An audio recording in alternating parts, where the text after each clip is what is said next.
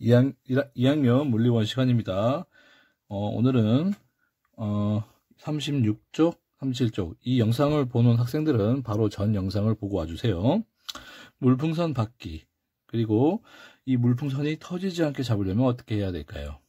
자, 이 물풍선을 던집니다. 그래서 받습니다. 그런데 풍선이 터졌다면 그 이유는 뭘까요? 어떤 큰 힘이 작용했겠죠? 그러면 터지지 않도록 하는 방법은 어떤 방법일까요? 자, 알아보겠습니다.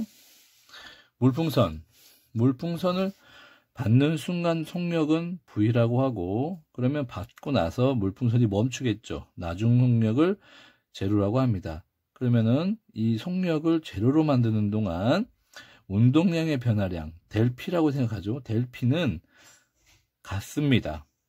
따라서 물풍선을 멈추기 위한 운동량의 변화량은 같은데 그 과정은 다르다는 거죠. 이 운동량의 변화량은 충격량이라고도 볼 수 있었죠. 충격량이 같지만 그 충격량의 내용은 다르다. 이게 무슨 말이냐? 풍선이 손에 접촉한 순간부터 멈추는데 걸리는 시간을 길게 하는 과정이 있습니다.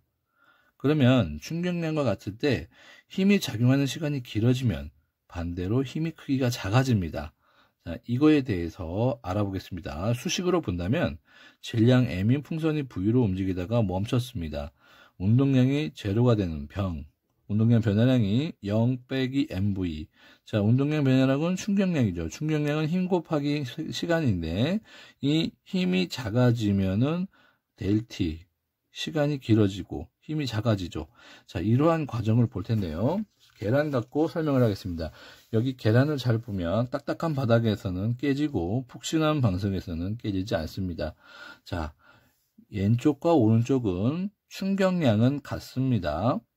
충격량은 같은데 그 내용이 다릅니다. 볼게요. 자, 딱딱한 바닥에 계란이 떨어집니다. 떨어지기 직전 속력 V. 그리고 떨어진 후에 속력이 제로가 되죠. 그때 운동량의 변화 델피라고 합니다. 자, 요때 오른쪽에 보시면 계란이 있고 똑같은 속력 V로 떨어지고 속력이 제로가 됩니다. 그때 운동량 변화량은 델피가 되는데 딱딱한 게 아니라 푹신한 방석이죠. 푹신한 방석. 이때는 깨지지 않습니다. 왜 그럴까요? 알아보겠습니다. 여기 왼쪽을 보면 딱딱한 바닥에는 떨어지는 순간 큰 힘이 작용해서 깨집니다. 큰 힘이 작용했지만 그 작용한 시간은 아주 작죠. 여기 볼게요. 여기에서는 푹신한 방석에 떨어진 계란은 작은 힘이 작용해서 깨지지 않습니다. 대신 그 힘이 작용한 시간은 큽니다. 오랜 시간 동안 충격을 흡수하는 시간 동안 그 시간이 길어진다는 말이죠. 그런데 우리는 충격량이라는 개념 알고 있죠. 요 힘과 힘이 작용한 시간을 곱한 값, 요 힘과 힘이 작용하는 시간을 곱한 값. 그런데 운동량은 제로로 V에서 제로. 운동량의 변화량은 델피. 운동량의 변화량은 델피. 자, 운동량의 변화량이 같다라는 것은 이 충격량이 같다라는 것이고, 이 충격량이 같다라는 것은 자, 그 내용이 어떻다? 충격량의 내용이 큰 힘으로 작은 시간을 작용했냐? 아니면 작은 힘으로 오랜 시간 동안 작용했냐의 그 내용의 차이지, 충격량과 운동량, 멈춘 뒤의 운동량의 크기는 같다라는 거예요. 그래서 그래프를 잘 보면, 자, 이 왼쪽에서의 그래프와 오른쪽에서의 힘 시간 거리 그래프를 알 수 있습니다. 왼쪽에서는 자, 빨간색 쭉 힘이 크게 작용해가지고 짧은 시간 동안 작용해서 이 면적이 충격량이고, 오른쪽 요 푹신한 방석에 떨어진 계란 같은 경우에 힘이 요렇게 작용했죠. 그러면 파란색 면적이 되는 거예요. 자, 이럴 때 이 빨간색 면적이나 파란색 면적은 같습니다. 이게 바로 뭐죠? 충격량이에요. 충격량은 같은데 큰 힘이 작용하냐 작은 힘이 작용하냐 그 차이고, 큰 힘이 작용할 때는 적은 시간, 작은 힘이 작용할 때는 큰 시간이 작용했다라는 걸 알 수 있습니다. 자, 그래서 잘 보시면 보세요. 푹신한 방석에 떨어뜨리면 잘 깨지지 않는다. 이것은 푹신한 방석에 충돌할 때 멈추는데 속력이 제로 되는 운동량 변화가 똑같죠. 걸리는 시간이 더 길어져서 그때 힘의 크기가 작아지기 때문이죠. 자, 이 말을 다시 정리하면 충격량은 F 곱하기 델 T고 충격량의 변화량은 충격량은 운동량의 변화량이죠. 자, 그런데 이 운동량의 변화량이 속도 V에서 제로로 가는데 이 값은 일정한 값입니다. 그러면 충격량은 일정한 값인데 이 시간 델 T를 증가시키면 속도가 줄어드는 거죠. 이게 일정하기 때문에 속도가 V에서 제로로 운동량의 변화가 일정하기 때문에 속도가 제로로 만드는 운동량의 변화량이 일정하기 때문에 요 값이 일정할 때 작은 힘이 작용할 때 큰 시간이 필요로 하죠. 그러면 큰 시간을 필요로 하는 게 바로 푹신한 바닥 동안에 푹신한 그 방석이 줄어드는 시간, 힘을 받아서 이렇게 쑥 줄어드는 시간, 그 시간이 커지는 거죠. 델 T 동안. 그걸 말하는 겁니다. 그래서 시간이 커지기 때문에 힘의 크기가 작아질 수밖에 없기 때문이죠. 그래서 운동선수들은 힘을 받을 때 동작으로 큰 충격을 줄이는 동작을 취합니다. 충격을 줄인다는 것은 힘 F를 줄인다는 것이고 뭐를 늘린다는 거죠? 델타 T. 힘이 작용하는 시간을 늘린다는 겁니다. 그럼 야구 선수를 잘 볼까요? 야구 선수는 공을 받을 때 이 공이 날아와서 공이 멈춥니다. 공을 받을 때 가만히 받는 것보단 받고 나서 순간 뒤로 빼버리면은 어떻게 될까요?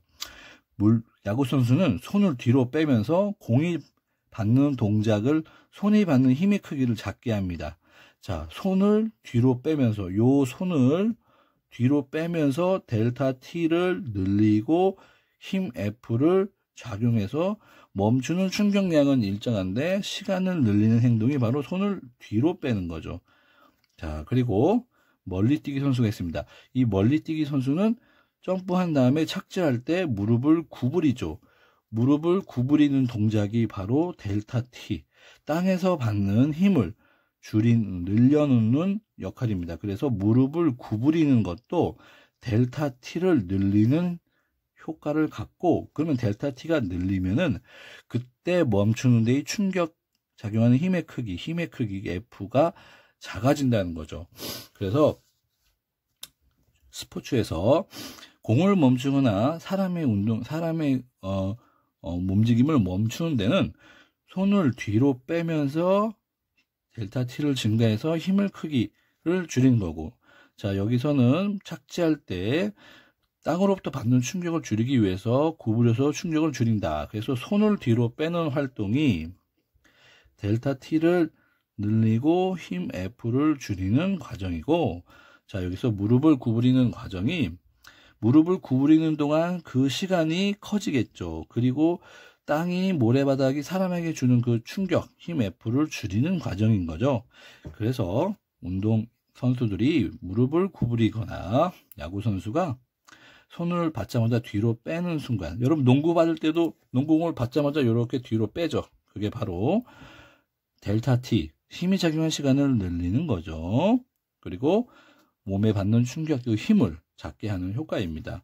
그래서 정리를 하면 델타 P, V가 제로로 가는 운동량이 제로로 되는 게 F 곱하기 델타 T인데, 운동선수들은 델타 T를 늘려서 힘을 작게 만드는 요거를 이용하는 겁니다. 반대로 델타 T를 작게 해가지고 힘을 크게 하는 거, 이런 거는 누가 사용할까요? 이거는 권투 선수의 공격자입니다. 공격자. 우리가 타겟을 주먹으로 때릴 때 짧은 시간 동안에 큰 힘을 준다는 것은 우리가 이렇게 끊어치는 거 있죠? 탁 끊어치는 거. 그게 바로 시간을 줄이면서 큰 힘을 주는 건데, 자, 이거 외에는 대부분 운동선수들이 힘이 작용한 시간을 늘려놓고 받는 충격을 작게 하는 이거를 많이 이용합니다. 그래서 운동량을 제로로 만드는 스포츠 경기죠. 자, 우리가 이거 자세히 알아봤는데요. 수업 시간에는 서로 우리 차트를 만들면서 설명하는 시간을 갖도록 하고 내일 보겠습니다.